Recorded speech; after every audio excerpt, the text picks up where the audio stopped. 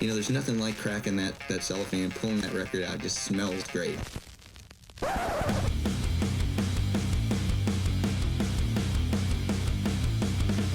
Welcome to Bod's Mayhem Hour. Non-stop hardcore energy. I love the show, guys. You're awesome. Unlike any other. With your host, John the Bod, a.k.a. The Bodfather. Man, this stuff rocks. The views and opinions of the guests do not necessarily reflect the views and opinions of Bod's Mayhem Hour, its staff, affiliates, or sponsors. Parental discretion is advised. Welcome to Bod's Mayhem Hour.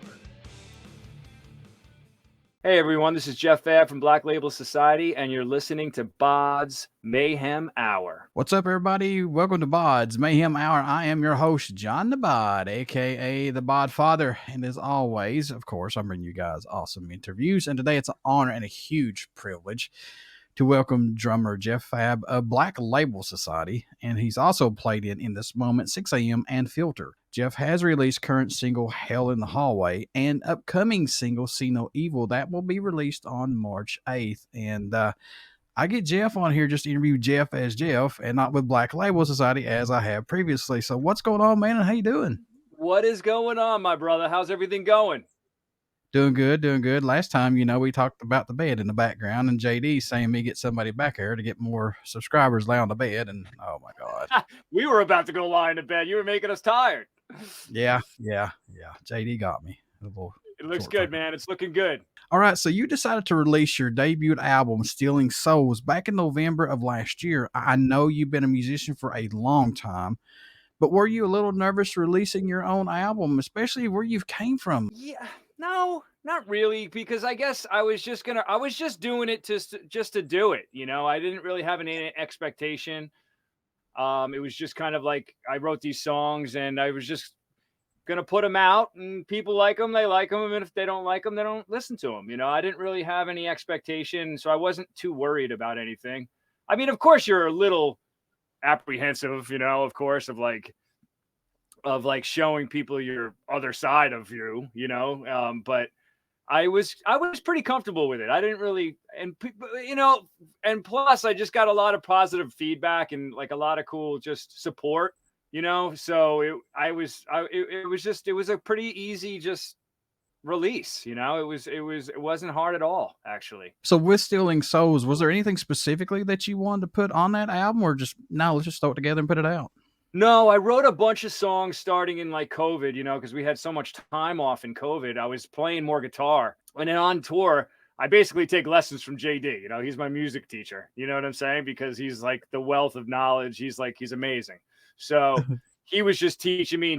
Of course, I pick up stuff from Dario and Zakk, of course, too, and I was just practicing a lot more guitar. And then I would just write songs while I was growing with my practicing. And I didn't really realize it, but I was practicing writing songs too. I was recording, and then I'd listen back and be like, that sucks. Let me do that again. Or, this would sound better. Right. So it just kind of started from that. And then I had a ton of songs. And then what ended up on Stealing Souls was kind of like the latter of those songs.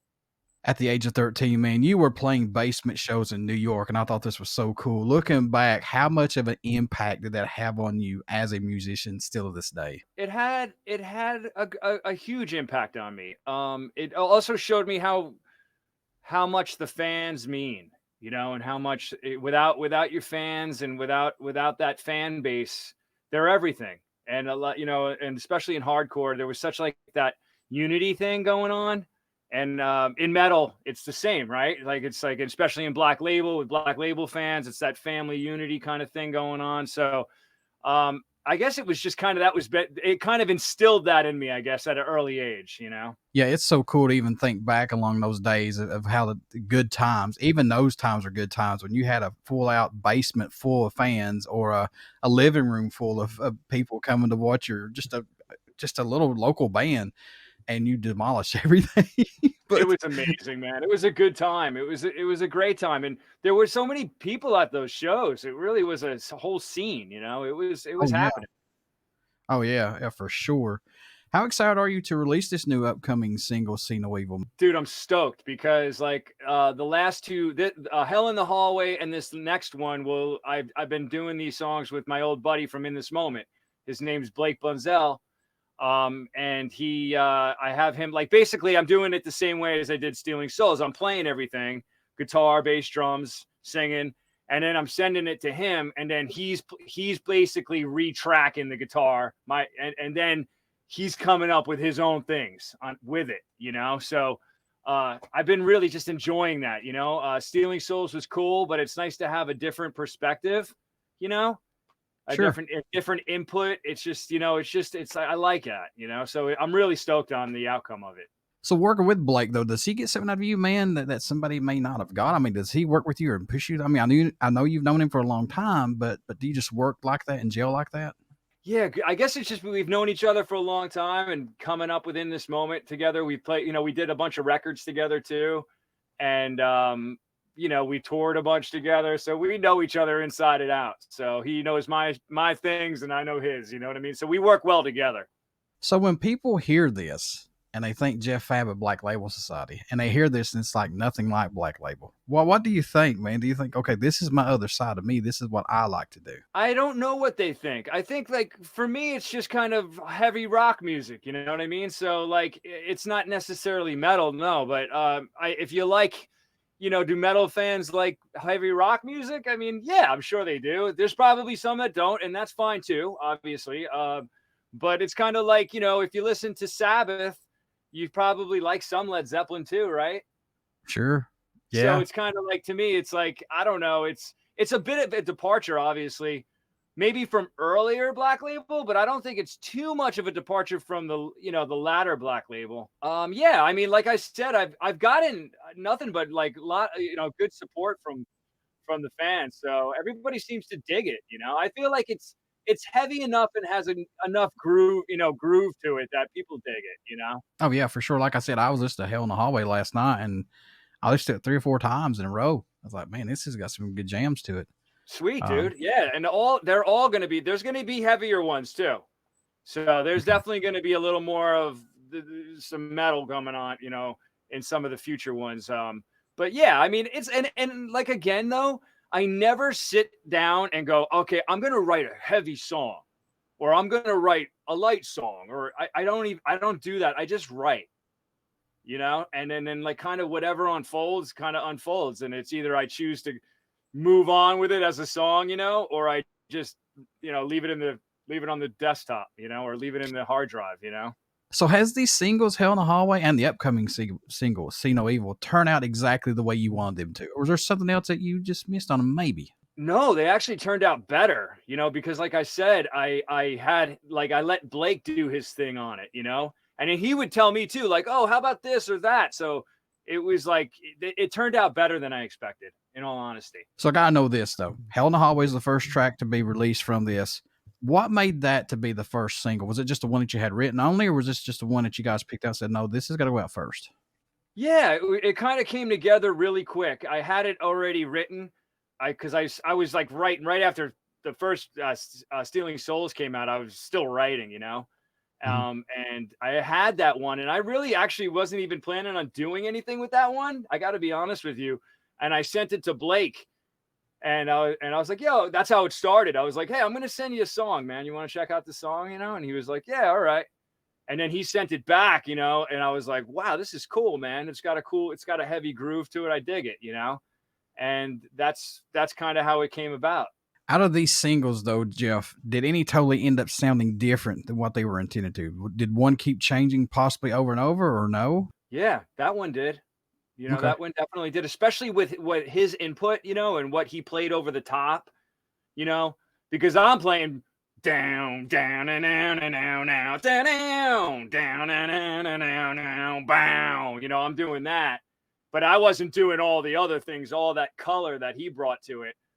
That's his input, so it changed quite a bit, I feel, definitely.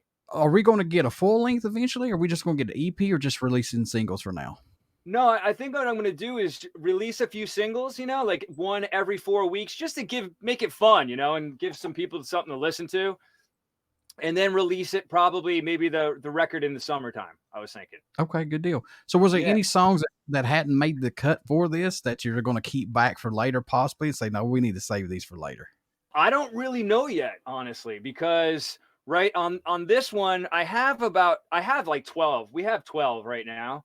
But I just keep writing, and then it's like, oh, you know what? Let's work on this one. You know what I'm saying? So I don't know. I'm sure there will be. I'm sure there will be some ones that hang back, but they may be used again, you know? So what singles are standing out more to you than any right now that you could talk about? Yeah, I got two. The next two are pretty awesome, man. There's one called Into Thin Air. That's really cool. That's got it's got a little degent in there, you know, but it's definitely it's a groover, mid-tempo groover, but it's got some cool guitar stuff. And then there's another one called Love and War that's really cool. It's got some sick drumming in it and some really cool heavy guitar stuff. So there's definitely going to be some heavy stuff on this for sure. It's going to be grooving though, you know what I mean? Definitely for sure. What has been the toughest or best song that you have written so far, possibly, personally? I don't really know yet, honestly. To be totally honest with you, I don't really know because I guess I don't really look at my stuff that way. I guess I just because I'm constantly like writing and then that sounds awesome and what you did sounds awesome and then it's never like, oh man, what I did was so awesome and that's, you know, I don't really look at it that way. So to me, it's just like I just keep writing, you know, and I just keep my head to the grind, my nose to the grindstone, and I just keep writing. But I mean, they're all in a way for me a challenge just to make them the best that they could be as that song. You know what I mean? So I guess I just try to whatever that starts to become. Because like I said, I don't really ever sit down and go, okay, I got this idea and this is how it's going to be. And it's like, it's never really like that with me. I just grab my guitar, you know, and I start playing some chords or playing a riff and then it just starts to happen. Is the track listing placement important for your album or EP releases or no? Yeah, definitely. Okay. I think so. I definitely think it helps with like having some sort of stream of consciousness in your album. Again, I grew up with buying albums, so you know that's my opinion on that. You know, somebody might be like, "No, it doesn't matter. Who cares?" You know, but I think it does. I think it's especially if you listen to full albums. You know, I mean, I do. I'll listen to a record from beginning to end. So I think it is important. Look, man, I know you're guilty just as I'm guilty of buying an album specifically on the cover art. I mean, I know I have. Yeah, of course. I mean, when I was growing up, I mean, Number of the Beast, I bought that way. You know, on and on. I mean, there was plenty of records that I bought from the album art, you know, and I was lucky enough that it all was awesome. You know what I mean? Pretty much it all was, you know? So yeah, I definitely think it's definitely interesting. That's very important too. The artwork is important, you know? It all plays a role, you know? I mean, it really does, right? In the final package, it all plays a role. Are you wanting to take this out eventually on the road, maybe, or no, or just? Yeah, I definitely would love to do it. You know, I plan on doing that. I definitely do. I'm just like, I was even maybe planning on doing it this summer a little bit because, as long as as long as Black Label is off, you know, and we have some time off, I was like, man, I'll just go play a few shows here and there, you know, why not? So I definitely plan on doing that for sure. Again, I know you've been around here for a long time, but what's the growth musically you've seen from yourself working on your solo albums that impresses you the most moving forward with more releases? Well, like I said, it's nothing but practice for me, man. It's record, play, that sounds like shit, or that sounds good, right? And then it's like, oh, let me do it over again. And then it's also, oh, cool, let me do a guitar harmony over this part, you know? And then it's the same thing with the vocals, you know, like, oh, like, okay, let me lay the vocal down. Okay, that's all right. Let me lay, oh, this part's cool. Oh, let me hit a harmony over this. Let me hit a harmony over that. And I think it does nothing but just you grow from that. You grow from that. I mean, like it's like putting you're just putting everything under a microscope. You know what I mean? When you record yourself, that's why I tell like drummers, whatever. I mean, like just record yourself because that's the proof right there. Because a lot of the times you might think, you know, oh, this is really happening. What I'm doing is awesome, you know, and then it's like you hear it back, you're like, ooh, That's not what I'm hearing. Or it's, oh, that was terrible. And then you listen back and you're like, wow, that was actually pretty cool. Oh yeah. So, Yeah, you can be your own worst enemy. Totally. I'm gonna jump back here for just a moment. You mentioned you had several tracks already written. When are you going to trim it down to say, okay, these are the specific ones we want? When's that going to take place? Possibly, or has that already taken place? I think it's happening a little bit, but so far everything we've worked on is been we're like, okay, this will be the next one, or it's all right, this isn't the next one, we'll make this one the fourth one, and then this one the third one.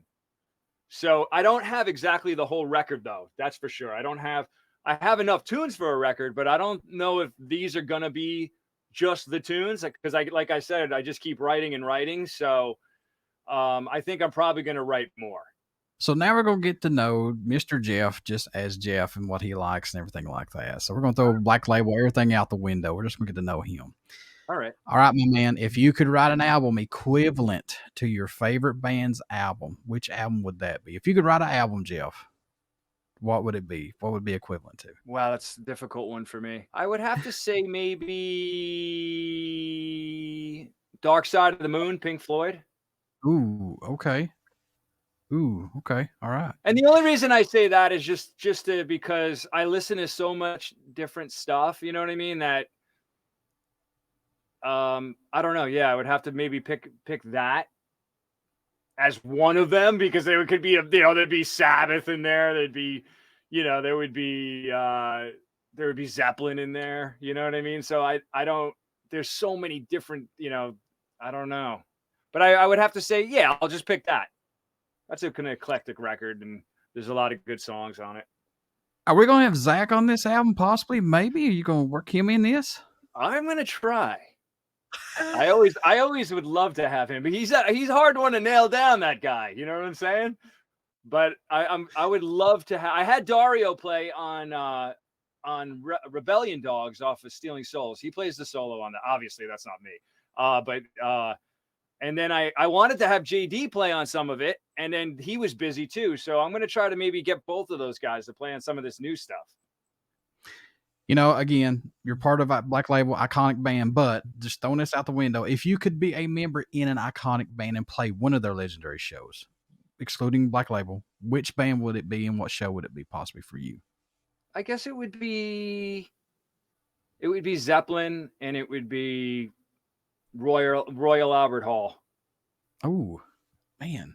He's throwing them out today, folks. Oh, my God. I say that, too, because when we played there, I think it was 2018 or 19, we played there. That's where we shot the Trample Down Below video. Okay, yeah. Was Royal Albert Hall, So, the Beatles, Hendrix, Cream, like everybody's played there.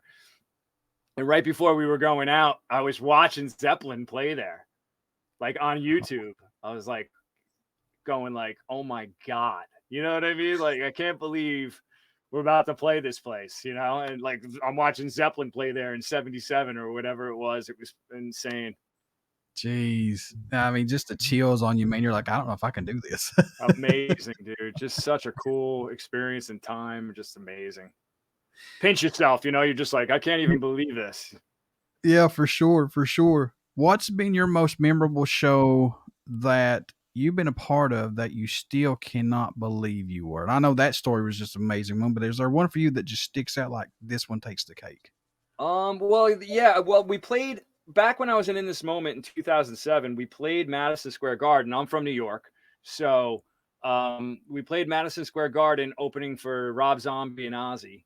And that's actually when I first met Zakk, was then on that tour.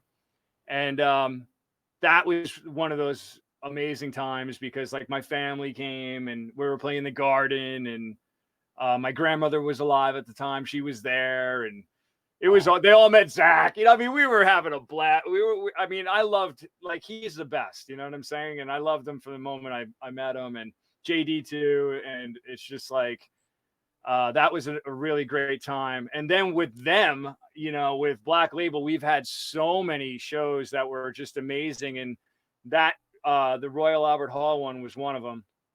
Another one was Polish Woodstock. it was 500,000 people or whatever it was. I didn't believe it. They were like, yeah, there's going to be 500,000 people here. I was like, right, get out of here, you know? But man, I'm telling you, I mean, if you see, you can Google up like sky views of like the crowd from that show, and it's insane. Like that was definitely one of like all like the stage was like 40, it felt like 40 feet in the air, you know what I mean? And it was just like these people just off into the distance, just over the hills and far away, just packed, everybody bouncing up and down. Like it was insane. So, but there's been a lot with Black Label that were just so memorable, you know, like so many, but those are the three that really stick out to me. Your thoughts on the Pantera deal that's going on right now, man? To me, I absolutely love these. Those guys sound great. I just went and saw, speaking of Madison Square Garden, we went to that show, and man, they just sound killer, man. Everybody's crushing it. Phil sounds great. Yeah, man, it's awesome. And it's a nice tribute to the brothers. The crowd seems to be loving it, which makes it amazing. I mean, that place, Madison Square Garden, was packed. Lamb of God was killer. And, you know, just to look around, I was looking around the garden. I was like, look at all these metalheads, man. This is amazing. You know, everybody was just loving it and stoked to be there. And it was cool too, because Phil was like, hey, be honest, who's this? Is this like anyone who this is their first Pantera show? Raise your hand, you know? And a lot of people raised their hand, you know, because a lot of people didn't get to see Pantera. So I think it's cool for those people, you know? I was very fortunate to see the original Pantera lineup on Ozfest in 2000 or 2001. Very fortunate. Very, very fortunate. That's insane. I'll never forget it, man. That's when Phil had his back problems. He was laying on the amps and everything. I mean, it was steel, though. I mean, they were killing it. Jesus. Just crushing. Yep. Yeah. Any updates on Black Label, dude? What are you guys up to? Anything down the road? In September, we have the Berzerkus Fest. Right. And that's going to be in Pennsylvania, and that's the Black Label Festival. It's Zakk's festival. So that starts in September, and that's like Friday and Saturday. I don't know the exact dates, but if you go to the blacklabelsociety.com, it's all on there. That's going to be pretty ripping. Hopefully that turns into like an Ozfest or something. That would be really cool, man, right? That would be cool. Clutch is on this tour? I'm not sure who's exactly on the bill. You're going to have to look on that on the blacklabelsociety.com. But it's going to be killer, man. And so that starts in September. And then as far as I know, you know, there's going to be a new Black Label record coming out. And I'm sure we'll be firing it up soon after that. That's awesome. Playing your first show and feeding off the vibe of the crowd. At that time, does it still have the same feeling today? And does it mean more to you now? It means, I think as I'm getting older, I always appreciated it, and I always never took it for granted. But definitely as I'm getting older, I even appreciate it more, you know? And I still always get that excitement, and I always get that, like, I'm getting it right now, even talking about it. You know what I mean? I never lost that, you know? I definitely have that. And I'm just so, like, you know, I'm filled with gratitude, man. I mean, I got to play with some like people that I grew up listening to, you know, and then I ended up in, you know, Zakk's band with him. And that's why I always tell people that want to do this, like kids that want to do this, like, don't stop, man. You want to do this? Like, I'm not special. You know what I mean? Like, just don't stop and go for it and be cool. You know what I mean? Like, be easy to hang out with, because nobody wants to live with an asshole, right? So it's like they'd rather get somebody that's not as good, you know what I'm saying, that they can live with. So, but always follow your dreams and do what you love, you know, because it's your life, you know what I mean? And it can happen. You can make this happen. All right, Jeff, my brother, how can folks stay in touch with you? Get all these singles, all this information when all this drops for you. How can you do that? All right. Well, I'm always on social media. So you just go to Jeff Fabb. I'm on Instagram. I'm on Twitter. I'm on Facebook. I'm on Threads. I'm actually on TikTok. I'm not a TikToker, but I'm on there. Jeff, it's under JFab77 for that. Everything else is Jeff Fabb. And then also my Spotify is Jeff Fabb. So go to that and follow me, listen to the music, follow me on Spotify too. That helps. That also helps. I got some monthly listeners, but it's cool to have the followers. And then, I'm always posting about what's going on. So just check me out.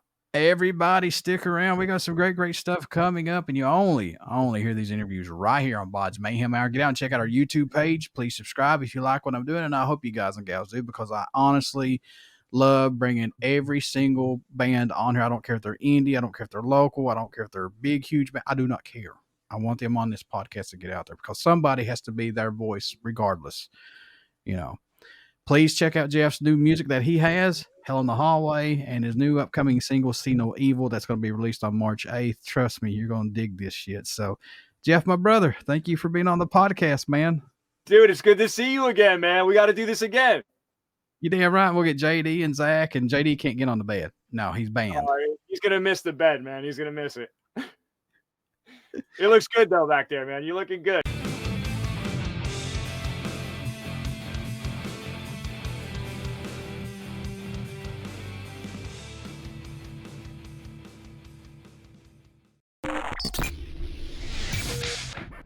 You're listening to Bod's Mayhem Hour.